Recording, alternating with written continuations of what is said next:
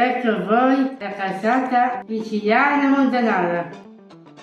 Uniamo il burro nella farina e mescoliamo. Aggiungiamo lo zucchero a velo, le uova, i tuorli, sale, la scorza di limone, vanillina e iniziamo ad impastare. Trasferiamo la pasta sul tavolo e continuiamo a lavorarla. Dividiamo l'impasto in due parti, una più piccola e una più grande, e spianiamole. Poniamo il disco di frolla più grande nella teglia imburrata e infarinata e bucherelliamola. Sbricioliamo i biscotti e distribuiamoli nella pasta. Aggiungiamo le gocce di cioccolato alla ricotta già condita, mescoliamo, versiamola sopra e livelliamo bene. Ricopriamo coi biscotti sbriciolati e sigelliamo con il disco di frolla più piccolo. Tagliamo i bordi in eccesso e bucherelliamo. E in forno a 170 gradi per 30 minuti. Orniamo con una bella spolverata di zucchero a velo, cannella e la cassata siciliana montanara è pronta per essere assaggiata.